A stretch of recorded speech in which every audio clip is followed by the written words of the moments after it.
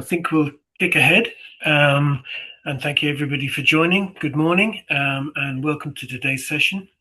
It's from risk to resilience, end-to-end security for Irish organizations. Just in case you don't know me, my name is Norman Newell. I'm the sales director here at Renaissance, and I'm delighted to have you all joining us this morning. The sun is shining in our part of the world anyway, so hopefully it is with you. Today we're going to focus on a topic that I know is front of mind for many of you. And almost every conversation we're having with organizations across Ireland right now comes back to the same set of pressures, and I'm sure you guys see them as well. People are working from everywhere. The number and variety of devices keeps growing, and the compliance bar keeps rising, whether that's NIS2, DORA, Cyber Essentials, or ISO 27001. But the practical reality for a lot of IT teams is that they're stretched across too many tools, and that's exactly where the risk creeps into the services. So today we're going to explore how Irish organizations, they can take control of their endpoints, close the compliance gaps, and build a more resilient IT environment, all from a single pane of glass. Excuse the pun, I know nobody likes that term, but this is effectively what we're able to do. And if you're a partner joining us today, this session will give you a great sense of how you can help your customers to do exactly that. So I'm delighted to be joined by Sally King, Lance Nesbitt, and Nachiket Janu. Hopefully I've got that right, from Scalefusion. They'll be talking to us through what end-to-end security looks like in practice and how a single unified platform can help you manage your devices, control user access, enforce policies, and demonstrate compliance without adding any complexity to your environment, which I know you will appreciate. So before we get started, there's going to just be a few quick housekeeping items. Just so you know, this session is going to be recorded, and we'll share the recording with everybody afterwards, so you can have a look at it in your leisure as well, or you can share it with your colleagues. All attendees are going to be muted during the presentation, but you'll have a chance to ask questions during the live Q&A at the end. So we want this to be as interactive as possible, so please drop your questions into the Q&A box as they come through, and you can also send them to me directly. So without further ado, Sally, Lance, Nachiket, I'll hand over to you. Thanks very much. Brilliant. Thank you, Norman, and good morning, everybody. Thank you for taking the time out today to join us on our call. So just a little bit around who Scalefusion are and where we came from. So starting back just over 10 years ago now, Scalefusion set out to simplify and transform the endpoint management. So we are a unified endpoint management platform, as well as zero trust access and advanced endpoint security. So basically we are able to provide organizations with security and efficiency, as Norman mentioned, from one single platform and one single pane of glass.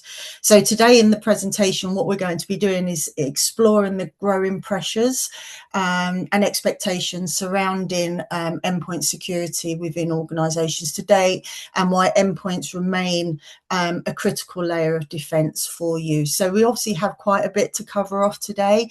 So I'm going to keep the talking around the slides pretty tight. But with that being said, let's dive into obviously what we are actually going to be covering today. So what's in the webinar? So this is a practical look at how we're going to talk about how Scalefusion can help you strengthen your security and your compliancy in that complex IT environment. So as I say, we're excited to be addressing the market here today about a topic that's becoming increasingly critical in today's landscape. Organizations, as we know today, and again, Norman has already just touched on this, but we're facing increasing cyber threats. With that being said, evolving compliance requirements have also just changed as of April of this year, and the challenges of managing a distributed workforce and securing and managing those endpoints has become a critical business priority. So in this session, my colleague Lance, who I'm going to hand over to you to very shortly, is going to be talking around the platform platform and what Scalefusion are doing moving forward to help simplify that endpoint management journey for you. So with that said, Lance, I will hand over to you. Please let me know when you're ready for next slide. Yeah, thank you, Sarah, and thank you, Norman. And to start with, I know Norman's touched on it at the beginning, but the workforce has now totally changed. So that hybrid work from anywhere is now part of our standing operating model. So even organisations that prefer that traditional office-based working still have more mobile, remote, flexible access requirements than they did, say, 5-6 years ago. But at the same time, device diversity has totally exploded. It's no longer just a corporate window laptop estate. It's mobiles, it's tablets, rugged devices, shared devices, bring your own devices, and then you've got those specialist operational devices that are in the mix as well. And in some sectors, those endpoints are directly connected to customer experience, whether that be logistics, healthcare delivery, finance operations, or public services. Then you've got the IT stack itself. And many organisations, as we know, have accumulated multiple tools over the time. One for mobile, one for laptop, another for patching, remote access, compliance reporting. Now we've got identity and security, and the list goes on. And each tool may have made sense when it was purchased, but collectively, fragmentation creates blind spots. And it's those blind spots where risk breeds. And the result is exactly what this slide states: limited visibility, inconsistent enforcement, and expanding security gaps. And I suppose the thought leadership point here is that complexity has become one of the kind of biggest enemies of security. Not because IT teams are not capable, they absolutely are, but because scattered systems make consistent control difficult. And in cybersecurity, inconsistency, as we know, is expensive. So a policy that only applies to, say, 80% is not a policy. It's just a suggestion. And attackers are very good at finding that remaining 20%. So next slide, please. Now, regulation is often viewed as a burden. And let's be honest, nobody wakes up in the morning hoping for more compliance paperwork. And if they do, they're probably ready for their summer holidays.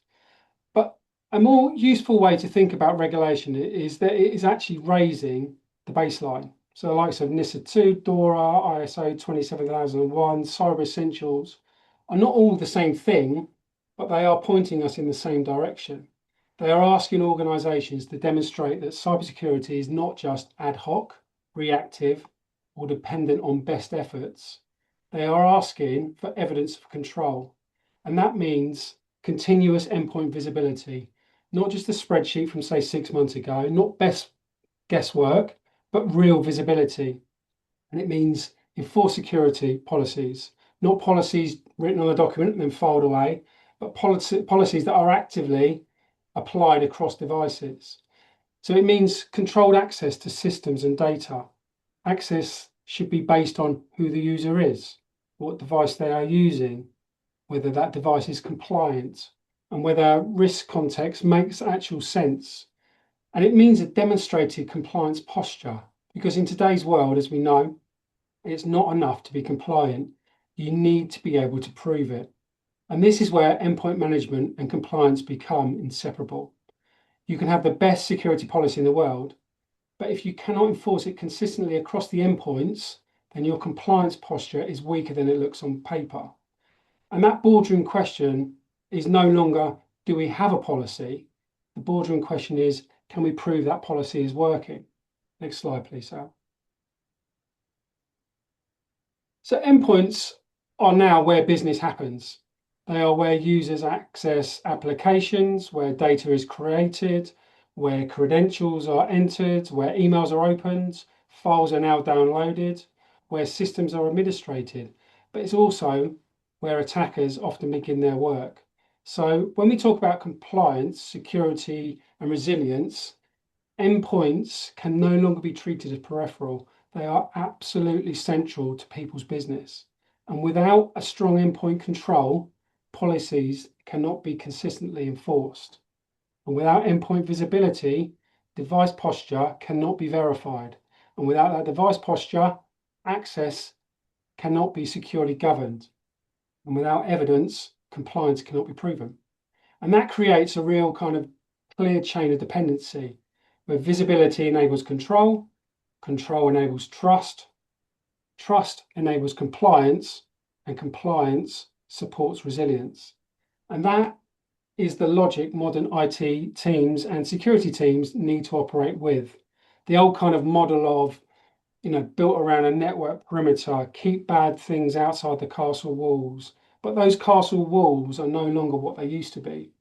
Users are now remote, apps are in the cloud, devices are mobile, and data, throwing AI to the mix, is now constantly moving. So the endpoint becomes the new control point. And if a device is unmanaged, non-compliant, out of date, missing encryption, failing security checks, then it should not be treated the same as a healthy, managed, compliant device. And this is not just security best practice, it makes common sense. Next slide, please, Sal. So what does good look like?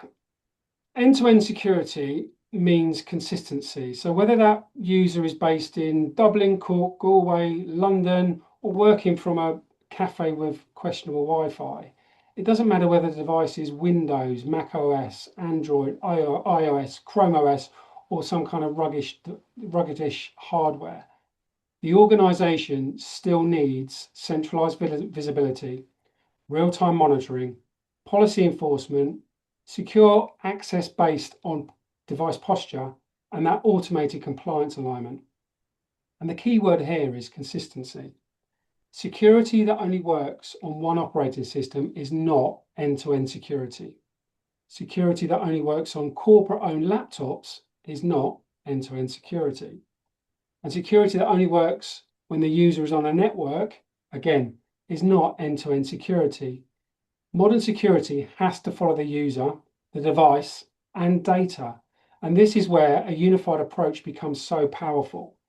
It allows organizations to move away from those isolated controls and towards a more sort of kind of single operational view. So instead of asking, what tool do I need to check? IT teams can now ask, what is the posture of the environment right now? And that shift really matters because resilience depends on speed, clarity, and action. And when something is wrong, teams need to know quickly. They need to understand the risk, and they need to respond without jumping between half a dozen consoles. Next slide, please, Sal. And this brings me really nicely into kind of Scalefusion's value prop together across these three areas. So unified management, zero trust access, and that compliance and security piece. So the unified management, this is about giving organizations a single layer across our endpoint or their endpoints. Not because having one console is nice, although it certainly is, but it's because unified management reduces operational friction and closes gaps between those platforms. It helps with device enrollment, configuration, policy enforcement, application management, remote troubleshooting, and lifecycle management. And we have zero trust access. Now, zero trust is often sometimes overcomplicated. At its core, it means do not assume simply that the user has credentials or because a device has connected before. Trust should be continuously earned. And that means access decisions should consider user identity, device posture, compliancy state, location, risk signals, and policy context. And a compliant user on a healthy device should have access that they need. Now, a risky user on an unmanaged or non-compliant device should not. And thirdly, and by no means least, we have the compliance and security piece of our platform. And this is really where Scalefusion can really help organizations turn policies into enforceable controls and evidence. So security teams and IT teams need to know which devices are compliant, which are drifting, which require correction, and where risks are emerging. And the big idea is this: resilience is built when management, access, and security stop operating as separate or siloed conversations. And when those areas are disconnected, gaps appear. And when they are unified, an organization gets stronger control. Next slide, please, Sal. And technology matters, but partnerships matter just as much. And for Irish organisations, local understanding is absolutely critical. Regulatory expectations, procurement processes, sector-specific challenges, implementation realities, and then you throw in resource constraints, all shape what successful security transformation looks like. And this is why the partnership between Renaissance and Scalefusion is really important. Together, we support organisations end to end. That means local expertise aligned with Irish regulatory needs. It means implementation and onboarding support, because even the best technologies need to land properly in the real world. And it means guidance on compliance alignment, helping customers connect technical controls to a framework that they are expected to satisfy. And it means ongoing enablement, because resilience is not just a one-off project, it is an operating discipline. And this is especially important for organisations that are already stretched. So many IT teams are being asked to do more with less, as we all are. More security, more reporting, more governance, more devices, more users, without a dramatic increase to headcounts. So the partnership goal is simple: help and to be trusted by organisations to help build a secure, compliant, resilient IT environment without adding unnecessary complexity. And in plain English Irish terms, we really want to help teams get control back. Next slide, please, Sal. And at this point, I would want to move kind of from a theory into practice. And before I hand over to Nachi from our pre-sales team, the purpose of this demo is not to showcase features. Features are useful, of course, but the real value is kind of showing you these capabilities and how they support that resilience story I've just gone through. And as we go through the demo, I would encourage you to look at it through kind of three lenses. First, at visibility. How quickly can IT teams understand what devices exist, what state they are in, and whether they are compliant? Secondly, enforcement. How easily can policies be applied consistently across different devices and different operating systems? And thirdly, evidence. How does that platform help teams demonstrate compliance posture and respond to audit or regulatory pressures? Nachi, I'll hand over to you. Thank you so much, Lance. Good morning, everyone. So let's move on to the demo. Let's start that. To begin with, we'll start with the deep dive analytics section, which is a centralized dashboard and gives you a device in inventory. Now, as you can see here, Scalefusion supports Android, iOS, Windows, macOS, Linux, Chrome OS, some OEMs of printers like Brothers and Zebra, and Apple TV OS as well. Let's straight away jump into the Welltower feature suite, which is starting with the compliance feature. As you can see, we support it on the Android, iOS, macOS, and the Windows platforms. The two tabs here, one is the compliance summary, which we'll come to later, and the compliance policies. Starting with the compliance policies, let's create a policy group where you'll see all the platforms that we support. Currently, you support it for Android, iOS or iPadOS, macOS, and Windows. For Android, we support the benchmark of device trust from Android Enterprise. For Apple devices, CIS level 2 benchmark is supported. And for Windows, at the moment, we support CIS level 1 benchmark. Right. So looking at Windows variants, we do support the Windows 11 standalone and enterprise enterprise variants, and the Windows Server 2025 and 2022 benchmark. Windows 10 is not supported because it's currently out of service and hence it's already out of compliance. Likewise, the earlier Windows Server devices as well. Looking at Apple devices, macOS, we supported all the way from macOS 13, which is Ventura, to the latest macOS Tahoe, which is 26. For iOS and iPadOS, we support it for both BYOD devices and COD devices, starting from iOS 16 all the way to the latest iOS 26 version.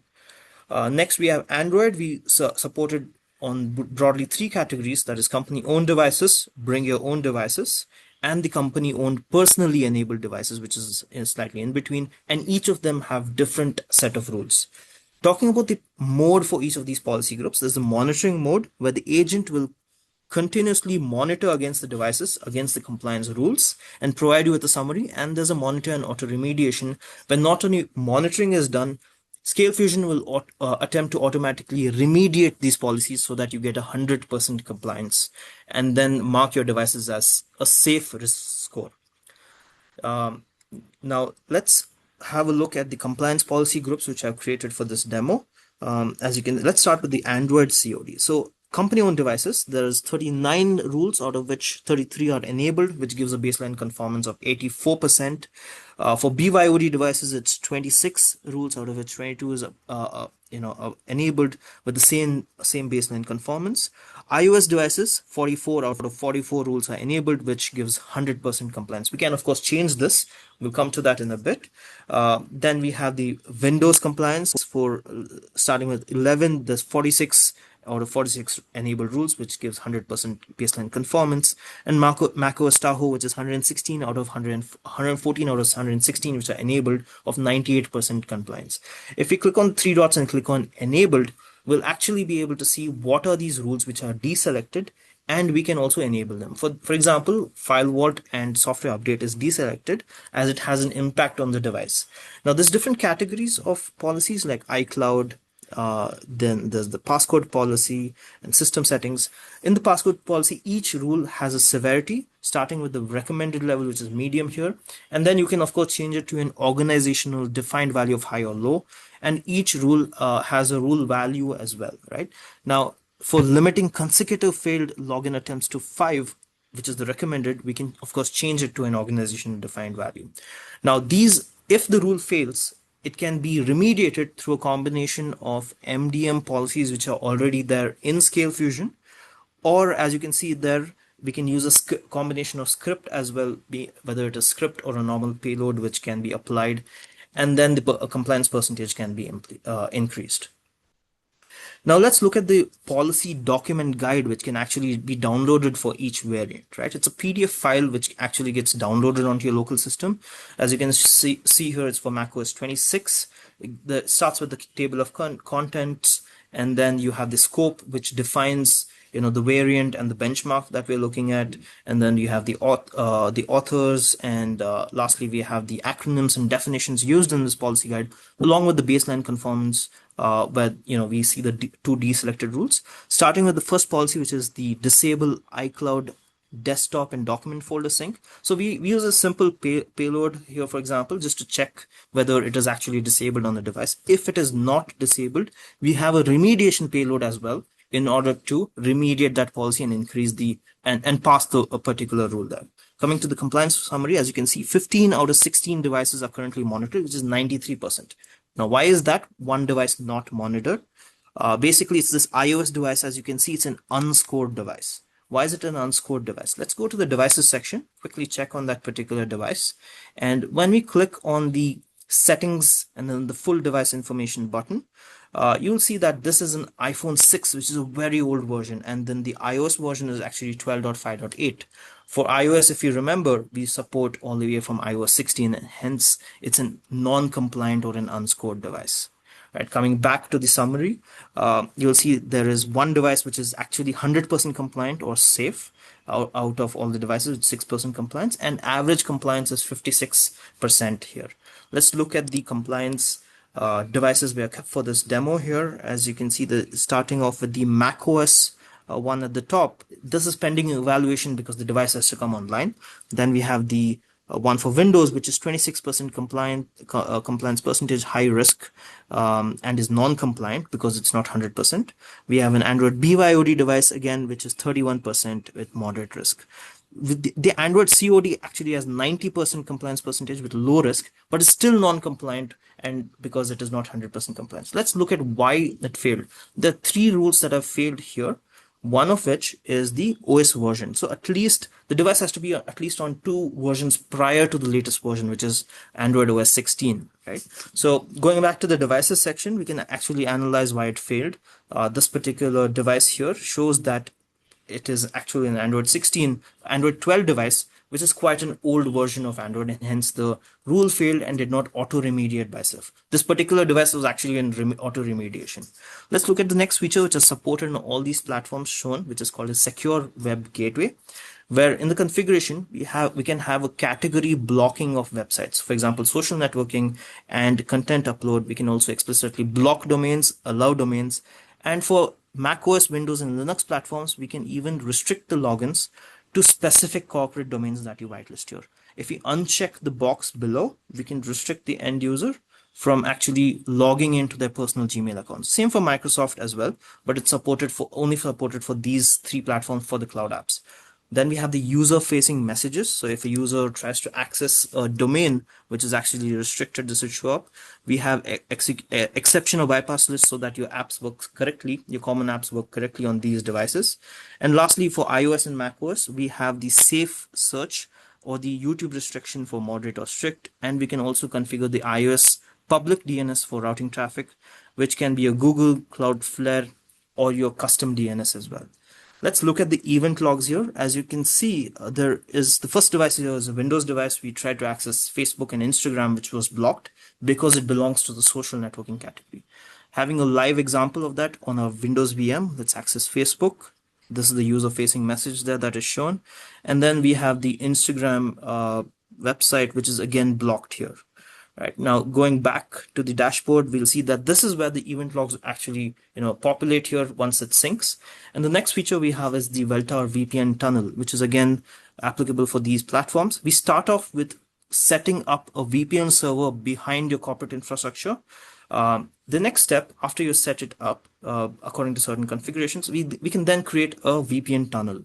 So as you can see here, it's the total number of peers for this tunnel is 6. And when we look at the tunnel configuration, we have the VPN host address, access token key, and the API port, which has to be opened, the base IP address along with the listen port, and then we have the allowed IPs. So basically, when an endpoint device tries to access these IPs or the domains associated with them, the devices would connect to these devices using an encrypted VPN tunnel. So our Welltower VPN uses split tunneling, and rest of the network traffic would be through the normal internet connection. Then we have the auto connect to VPN on device reboot. So macOS, Windows, and Linux devices, it will take the last connected state of that VPN, post a reboot, and then reconnect it or just keep it as disabled. And for Android, Windows, and Linux, we can actually restrict the end users from disconnecting from the VPN as well. Let's look at the event logs here. There's one active connection out of 6 peers, and that is the Windows device that we have here, where it's been connected for approximately 7.5 hours. And let's have a live look at the Windows VM here, right? So let's check the Welltower agent here. As you can see, it's disconnected. We have now connected it to the device, and we'll try to access an internal website associated with those IPs, which is hr.promobi.tech. We have a fun message here described just, for the purpose of your testing. We can even download files over the encrypted VPN network. Another example of an internal network is sales.promobi.tech. Again, we have a fun message there. And just to give you a proof that we can access it over the VPN tunnel. Next, let's look at the input-output device access control, which is applicable for macOS, Windows, and the Linux platforms. Here, you'll see there's a configuration here for different devices of different platforms. For example, the USB it can either be put as read-only or full access for devices which are encrypted, or we can give a global deny access policy. We can even do that for HDD, optical address, SD cards, keyboard and mouse can be allowed. Bluetooth, we can keep it as only block file transfer. The external Wi-Fi adapter, infrared cameras, webcams, scanners, printers, WPD devices, external network adapters, and we can explicitly allow devices here. Right, so we have added 3 devices here. This basically, if it's a Windows device, it requires a device instance ID, which we can find out from the event logs if you're unsure of what that is. Right, going back to the event logs here, we see the 3 devices. One is connected because it's actually been whitelisted. The last one is actually blocked because it has not been whitelisted. If you click on the I button or the information button against each device, it basically gives you more details about that device, right? For example, if this is a SanDisk device, which also shows you the device instance ID. Let's move on to the next feature for macOS, which is application control, where you can whitelist or blocklist applications and control application access. Lastly, we have essential integrations where you can connect your third-party mobile threat defense or MTD solutions like Checkpoint, which we already have the integration with, or the Intune partner compliance integration as well. Lastly, let's move on to the one IDP feature suite, the core of which is the SSO configurations, which supports any OIDC or SAML 2.0 protocol. For example, Entra supports both of these protocols. Quickly jumping into the OIDC configuration here, we have to first import your custom domains and verify it, select the protocol, and then the conditional access shows you that for Windows and macOS, we can allow access to the application only if the device is managed by Scalefusion. So, the same controls we have for other platforms as well here. Going to a quick demo here. If we just jump into the Outlook web access on an enrolled valid device and then try to enroll with an Entra account, we'll see that we are able to gain access. Now, how does it go? After this is configured, once we type in the credentials, we'll be taken to a one IDP login flow where you'll see certain kind of branding. You enter the email address and the password. And once that is done, Scalefusion would be the second factor which would be verified there. So we'll see that in a bit. And once verified, we can check the compliance and sign in, and then we'll be granted access on that device. So as you can see, there's a redirection flow that we have here where we enter the password. And then there's the second factor verification that is required from Scalefusion. So it redirects you where you can check the compliance and sign in. So this is a basic conditional access policy. Of course, we do have a lot more conditions that we can have in place, like an extended access policy if required. But just for the purpose of the demo, I just showed you a basic conditional access policy. Of course, how would it look on a device which is not enrolled into the correct Scalefusion account or not enrolled at all? Right. Let's have a quick look. Going into my Windows device here. We'll again go to the Outlook web app with the same credentials, where we'll have the redirection flow and the second factor authentication. And we check compliance and sign in, where the device fails compliance and shows you that you have to enroll your device into Scalefusion in order to access the application.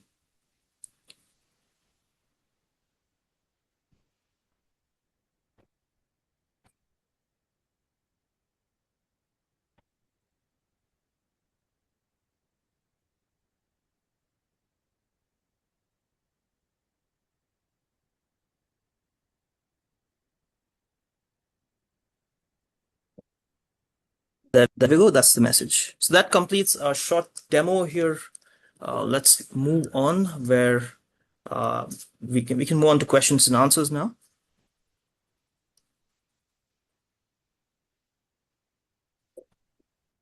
Thank you, Nachi. I'm glad that the demo went successfully well, but as they sometimes don't.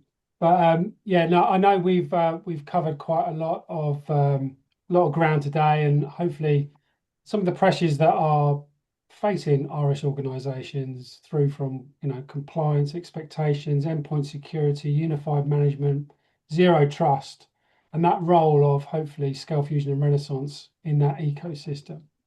But yeah, we'd love to, Norman, if there's any questions come through that we can try and take from the team, that'd be the guys on the call. Absolutely, Lance. Yeah, no, that was very interesting. As you say, it's always great to see a demo go through as well. We've all been there. So yeah, there's a few questions that have come through, and if anybody has any more, they can just pop them in. We'll try and get to them as well. The first one that I can see is on the compliance side, and what they're asking is, with regulations like DORA, NIS2, and all the scrutiny around cyber resilience at the moment, what should be the position prioritizing today to stay ahead of the compliance requirements, please? Yeah. So I would be able to take that. Most of these framework like NIST2, DORA, ISO 27001, or Cyber Essentials, they're all moving toward the same outcome, which Lance already mentioned, which is a demonstrable control. Right. So if I were advising an organization today, I would focus on three priorities. The first one is to gain complete endpoint visibility. Right. So you cannot secure a report on assets you cannot see. So organizations should have an accurate view of the corporate devices, the BYOD devices, the device ownership, the security posture, and the compliance status. The second priority would be move from policy documentation to policy enforcement. So, of course, these regulation frameworks give you what controls you should have, but policy enforcement can be done through the MDM solution like Scalefusion, where since auditors increasingly want evidence that controls are operational. Right? This includes things like encryption enforcement, password policies, patch compliance, device health monitoring, CIS aligned security baselines. And the third priority would be to adopt a zero trust principles. Access decisions should consider not just the user identity with the password and the username, but device compliance status, risk posture, context of access. The organizations that will be the strongest under NIST2 or any framework won't necessarily be those with the most security tools. They'll be the ones that can have continuous that can continuously demonstrate visibility, enforcement, and control. So as we saw already in our demo, the compliance or the message that we are driving here, that compliance and endpoint management have become inseparable disciplines. No, thanks for that. That's a very good explanation. Appreciate that. The next one that's up is quite a practical question, and I'd say that plenty of people watching will have the same question. So what, in your advice, would be the key security controls we should have in place, both for company-owned and also for BYOD? Yeah, so I would basically group them into 5 categories. The first control should be visibility, right? So every device that you're managing, be it a corporate-owned device or a BYOD device, they should be identifiable, they should be managed, and they should be continuously monitored. So we should not have any unknown devices as they create unknown risk. The second control would be compliance controls. So organizations should enforce device encryption, password policies, OS version requirements, security configuration baselines, CIS benchmark alignment where appropriate. And the third priority should be access controls.